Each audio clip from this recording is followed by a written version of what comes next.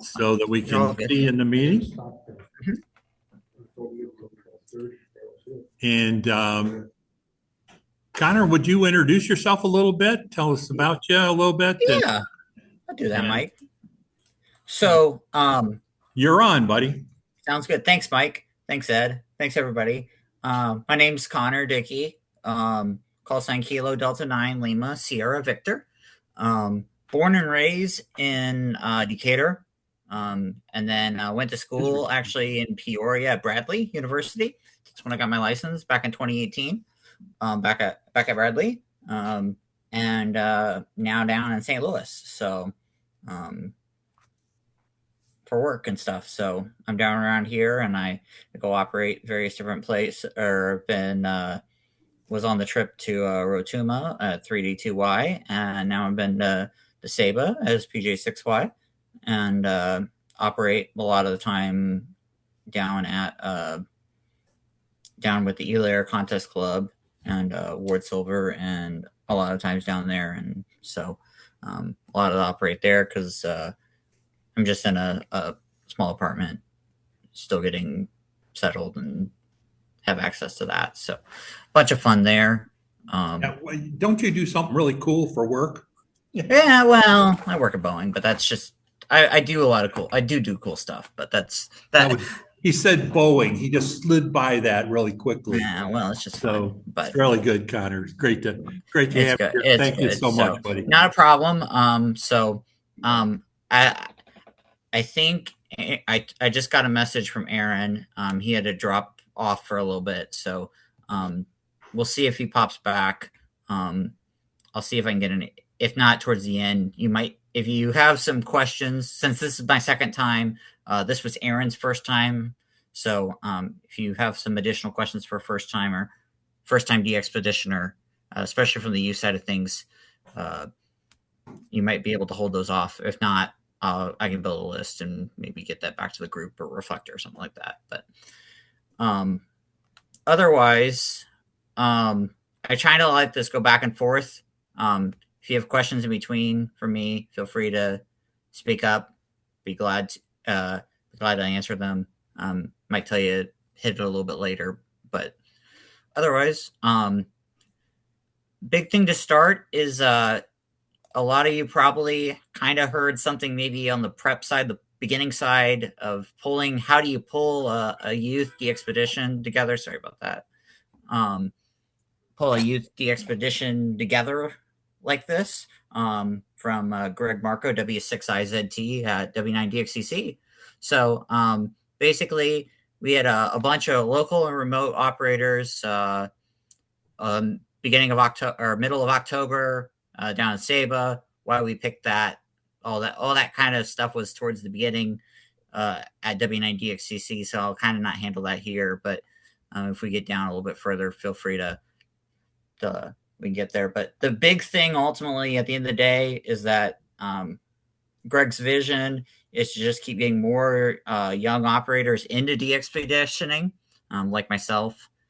Some people would, it depends on who you talk to, is where do I fit in that? But of course I'm 25. So depending on who you talk to, right. I'm on the cusp, but then again, around a bunch of DXpeditioners, you're about a third of the age of the average people in this room there, Connor. So you're good. Oh, it's all good. So, but, so that's a blast. So we had, ended up being 9 first-time DXpeditioners, and 5, if you include myself, which you could say, okay, 10 youth and 4 Elmers, multi-different countries, a lot of different places. You heard about Aaron; he was on the call earlier, and Marley. Marley's actually Marley is Greg's granddaughter. So that is first time and got her license, and she's joining us, and that's a blast. Ewan's from the Seattle area. Ewan, you might have heard of Robin, W7YED. He went on the trip to S9Z, and so he has another son named Angus, and so Angus and Robin went to S9Z, and Ewan ended up getting the opportunity to go to Saba with us. And then from the European side, we have Dominic and Susan.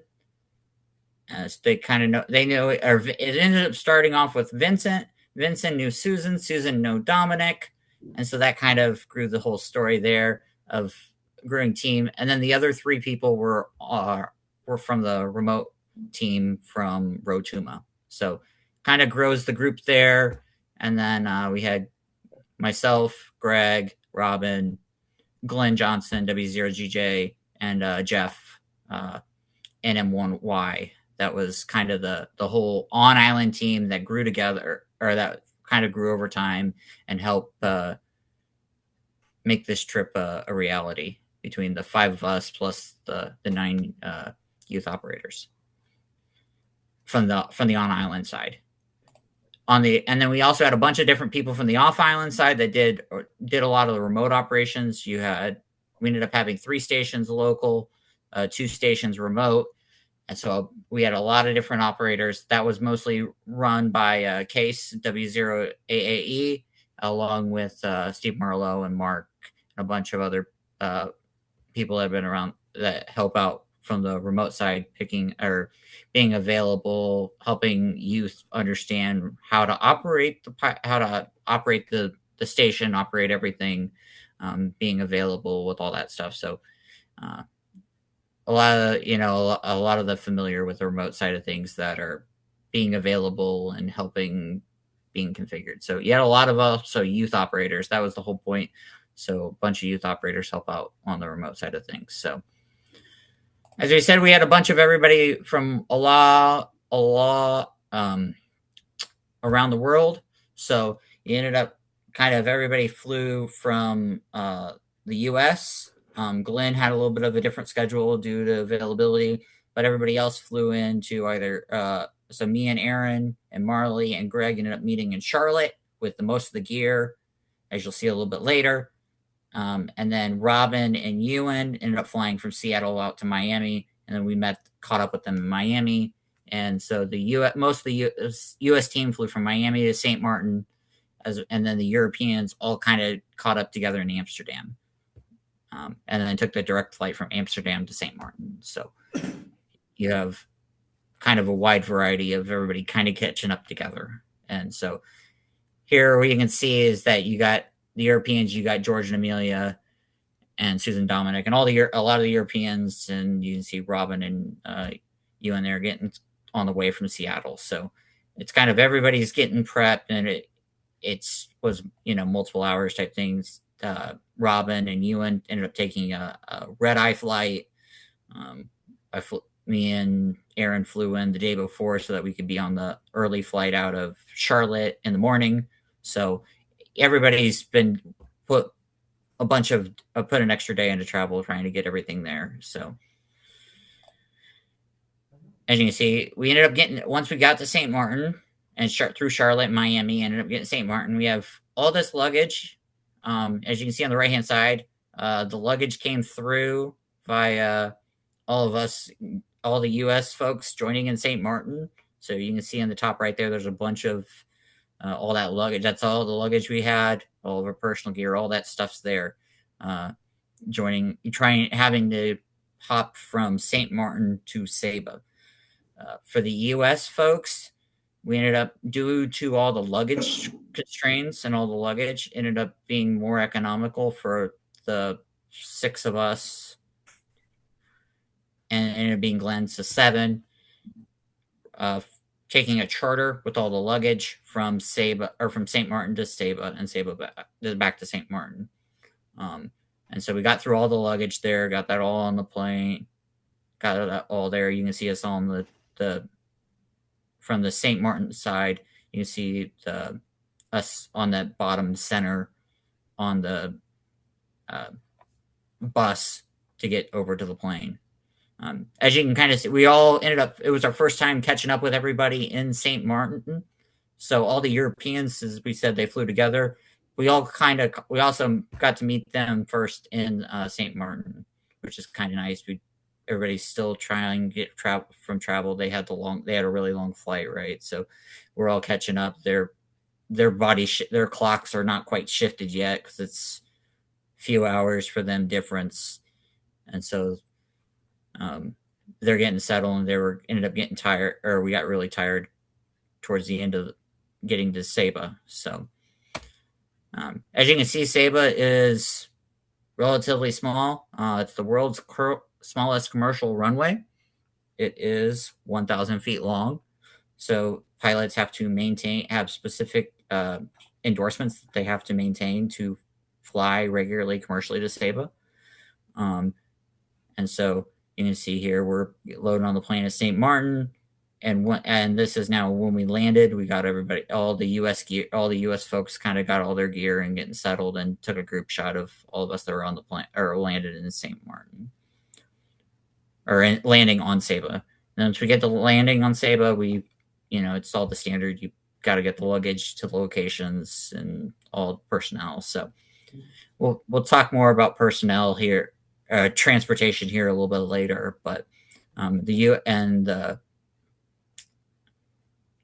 USA group was the flight earliest going in, and then the Europeans flew on the flight. They actually they booked a code share flight with from their home locations due to being on via KLM. So they all flew on the regularly scheduled flight that was about an hour later than us. And then on the flip side, they flew out before we did, and then we flew out after them. So with all the luggage, but Saba is relatively small. You can kind of see here. You'll see here. There's really 3 locations. One didn't really get put. I didn't get time to put on the picture. This is Saba. In the top right-hand corner, you'll see. Let me see. In the top right-hand corner, that is where the airport is. That is relatively low in elevation, and you can see all the switchbacks that are on the roads here. I'll get to that a little bit later of what those roads actually kind of look like. But you can see this was one of our operating locations. The top one where was Jeff and Shelley's their QTH. We had the ability to operate a lot from there. And then towards the bottom, in the bottom right-hand side, towards the middle, that's another location called The Level. That is basically an old communication site. There's power there. It's up in elevation. It works really well for a temporary setup there. So the only thing that wasn't there was accommodations. In neither of the locations with the team that we had such large, we had to deal with accommodations. A little bit further south of the place called The Level on the street was a place called El Momo Cottages. El Momo is run by a couple, Andres and Ava, both from the Netherlands. They're running a small little cottage location. They're like dual occupancy places. Some of them have a kitchen, small with a sink and running water. Otherwise, they have they're separate toilets. You just have pit houses. Very much, Saba is a ecology first place. It's very water conscious, very eco-friendly. Everything is that way. And as you can see towards the back picture, you can see the roads are already having switchbacks, and you can see there's massive amounts of elevation differences there, just due to the nature of having the road switchback. Once you get to the road towards El Momo, you can see on the top left-hand side, there's stairs here. That is just the beginning all the way up to El Momo's. And when we say it's a lot of steps. It's a hill. I mean, we were definitely getting our steps up multiple times a day if you'd go from lodging to operating. It's a lot. It was just you get up 2/3 of the way, and then you turn the corner, and then you see more stairs. And it's mostly a lot straight up, and then you turn, and then more stairs and more stairs and more stairs. It is very much there's elevation, and so though as we'll get here in a little bit further, you can see here there's pool and places, and you can see our board, or they welcomed us with everything and wrote special notes and stuff as we come in. So you can see there's small accommodations there, but as we get further here, you can see that I was showing you the pictures. Everything's been not towards the ocean. As you get out here, you're up at the elevation. It's just beautiful. I mean, you can see just everything out. It's just pure. You can see the sunrise, sunset. Amazing. And there's a nice little kitchen area where we had some of our meals at. It's was a communal area. We didn't have the whole place to ourselves. We had a majority of it, but everybody was pleased to come. You could just come and go as you please. Communal area. The only thing is it was around their property is underneath the main dining area. So in the evenings, you kind of had to keep it quiet. Just you don't want to bother them because they're on property as well. So you can kind of see their porch there in the center picture there. But then we have additional. Here's one that we had a little bit more full when we were in breakfast and getting settled there. Everybody was kind of it's just everybody was like, okay, where you're meeting in the morning, because all the little cottages are not flat when you get up there. There's you go one way steps. Here's more steps. Everything's on hills, so it's definitely elevation. You definitely were getting your steps in. Elevation was we were looking at some of our monitors for hiking or just for steps in the day, and you could definitely tell the elevation change of how many floors you climbed. And when you go, there was a spike. When you started, spike, and then once everybody got back home, drop. It's like, oh, well, I'm not doing that every day.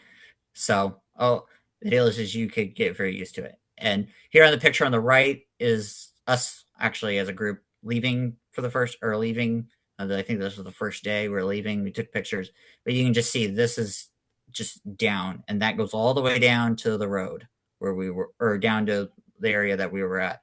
That would be the closest thing to the road.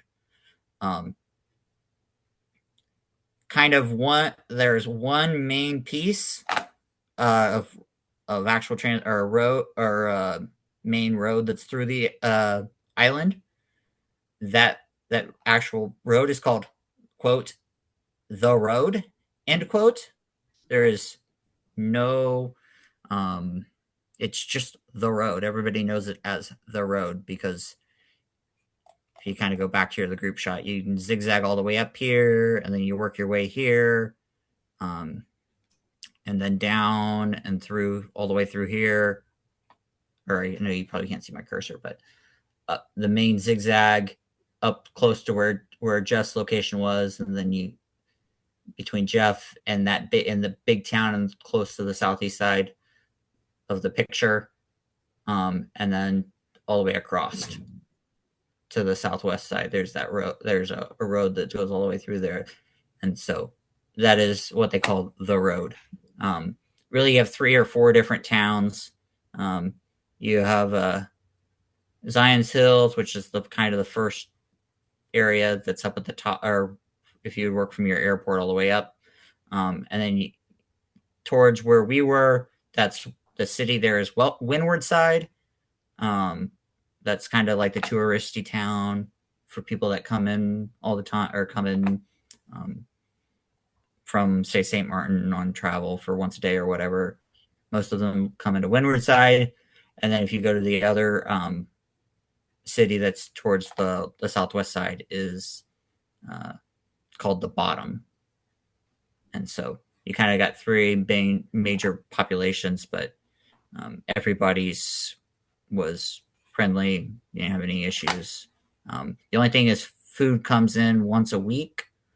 So you would learn that all the fresh stuff that you could get on island would be coming on Wednesday. And so you just know that you're going to have various variety more on Wednesday, Thursday, versus as you get towards Monday and Tuesday. As you can see, we're kind of initially we ended up walking back towards town. As you can kind of see here, on the left, that first picture, that largest peak is called Mount Scenery. That's the highest point in the Netherlands, including the true Netherlands. It's about 2,900 feet. And then you get town, and then everything that's Windward Side there in the picture. As you can see on the right-hand side, we had various gear pre-staged. We got some gear that we didn't need that we could freight forward in. We had a lot of the coax and the coax and various odds and end things. They ended up getting freight forwarded from Miami. Once they got put together, they got shipped to Miami, and then they got freight forwarded into Saba. You can kind of see we had lots of different totes. You have all the antenna pieces starting to get laid out, figuring out where's everything is, what's everything, how is it going to get put together. Had a lot of ideas of the antennas and placements and stuff like that going together, but just, getting down there, finding everything, getting set up is always especially with a bunch of people that haven't learned what's going on around you. You can see here we ended up starting to put together a V8 V8 the first day, which is just a multi-band vertical with a tuner at the feed point. And then we ended up putting a trapped vertical for 30 and 40 initially on the roof of Jeff and Shelly's location. And then you can see here on the right, we ended up getting everything settled there for the first location. So we really had two major locations, as I kind of showed earlier, Jeff and Shelly and the level. At Jeff and Shelly's, we ended up putting together a hex beam from G3TXQ, which worked amazingly. It was easy to put together, lightweight, just flat. It doesn't curve like your more traditional hex beam. Initially, the first couple days, we ended up putting a 40-meter dipole up just because it was getting late and the schedule was getting tight, and we wanted to make sure that we had an additional radio on the air. We had a Cushcraft A3S, and we had a 6-meter beam as well at Jeff and ended up going at Jeff and Shelly's. The level, we had just a standard DXpedition or DX Commander Expedition, another V8, and we ended up adding over a 60-meter dipole over there over at the level.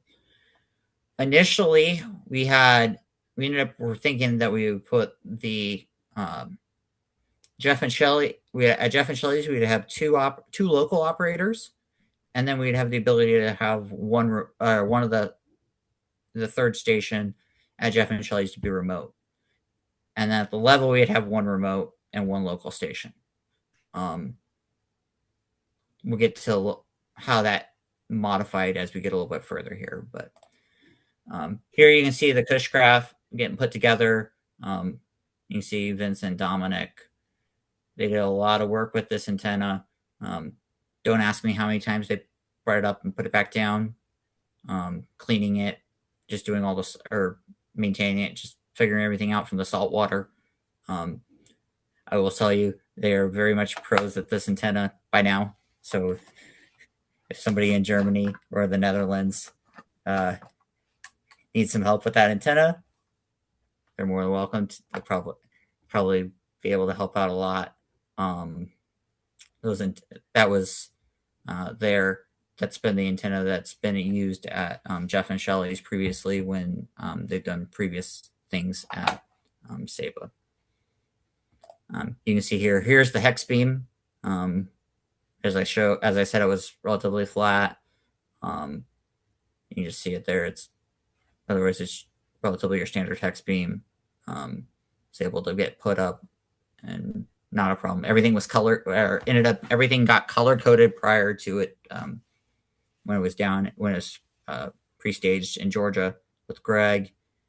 That helps out. That helps out, knowing what goes where, how to put pieces together, all that kind of stuff. So, Hey, Connor, you got about 15 minutes. Perfect. We need to get out of the room by that. That's the limit. Okay. Perfect. Sounds good. Awesome. Okay, so there's 6 meters in the sloper.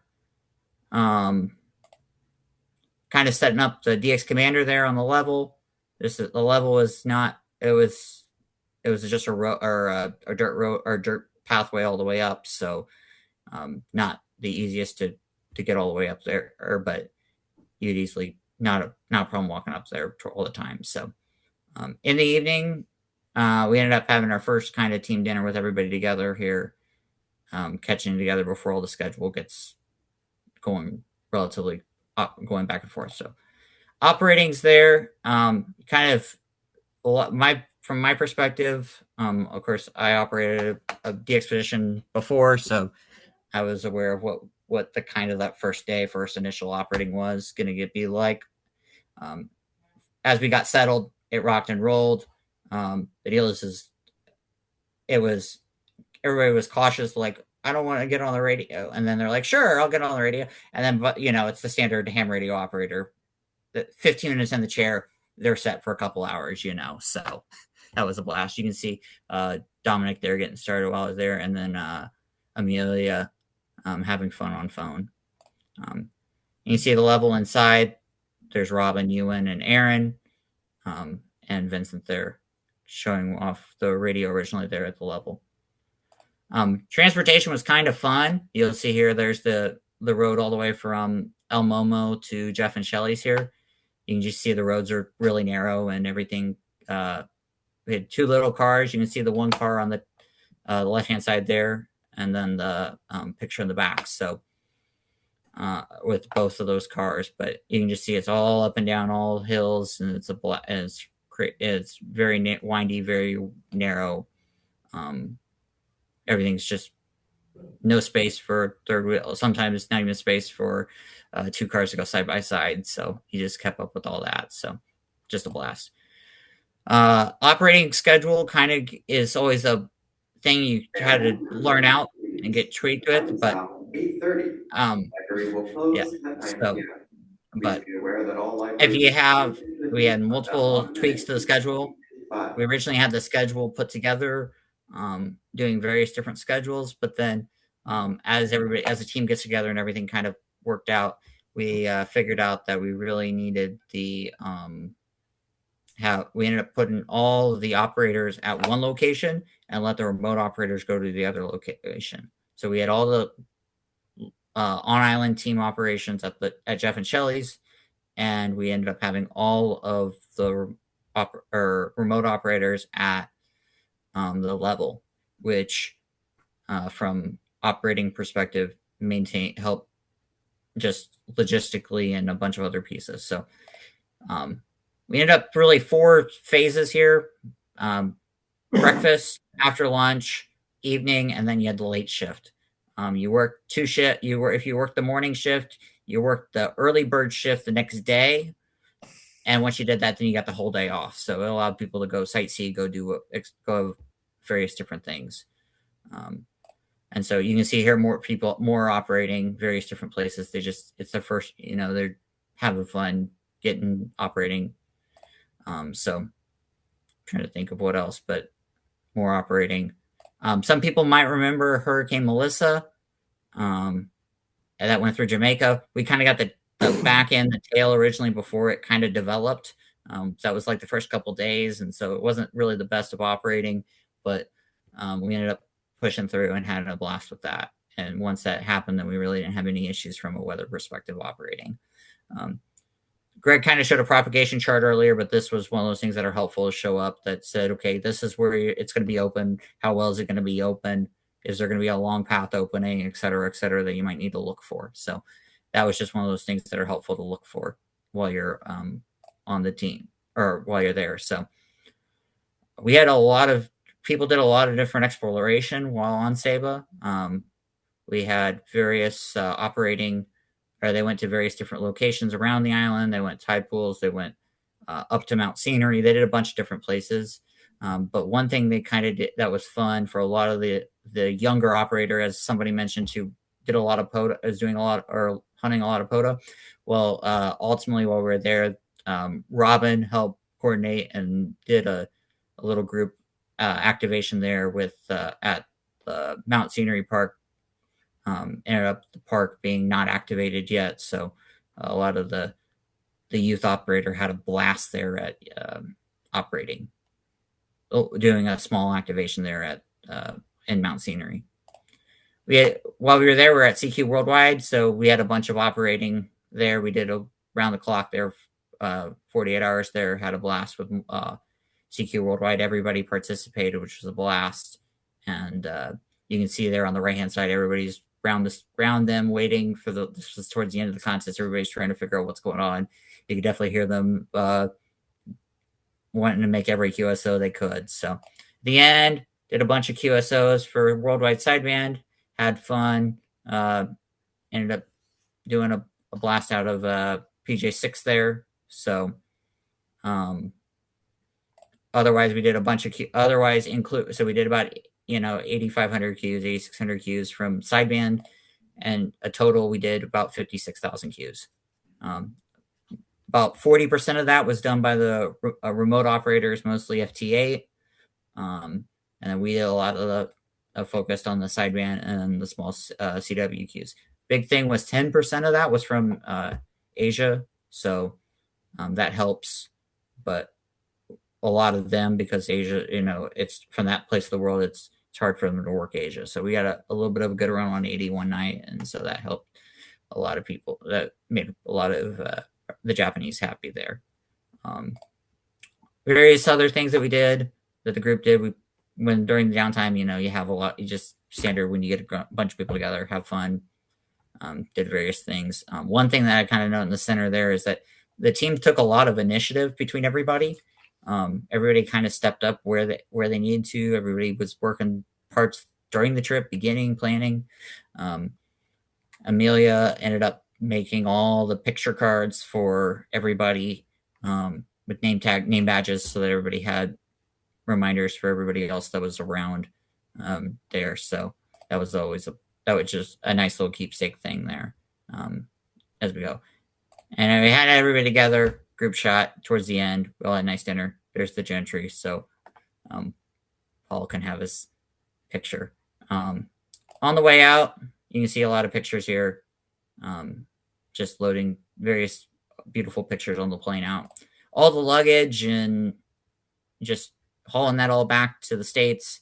And you can see here, we all ended up meeting in St. Martin before everybody got to say their goodbyes. So got one last final goodbye there in St. Martin.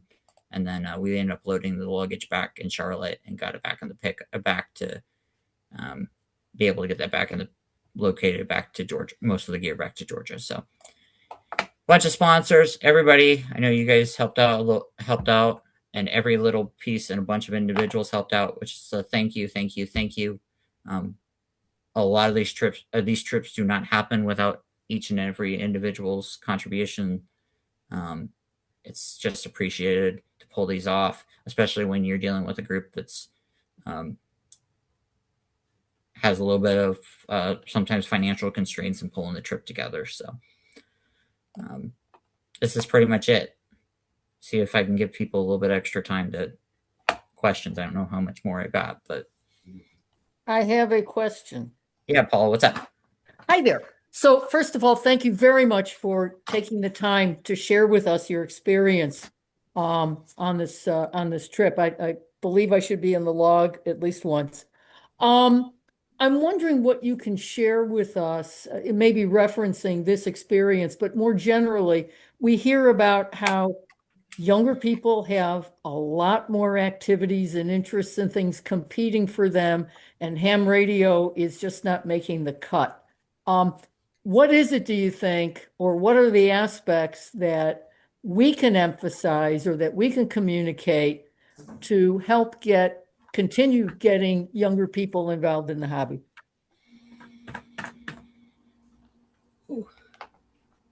Good deep question. Is it maintaining people? Is it maintaining existing license or people that maybe get licensed, say in the high school area, or is it also recruit? Is it potentially recruiting people um, that are, I would say, maybe brand new type thing that are finding various things? Well, I would say both. We can't retain unless we recruit. But Right. once we've got them recruited, you know, for example, somebody, I don't know if anybody on the trip was like, that's great, but one and done. You know, I did that, Right. I went there, and now I'm going to go do something else with my life. So Right. how do we get people in and how do we keep them in? Maybe that's the way to ask it. Young people. Yeah. Um, the big thing is you kind of have to find those people that are interested in wanting to go to various places. Because sometimes you'll find the people that are like, this was cool, this was fun, but I'm not that. That's not the whole thing's not me, which I get.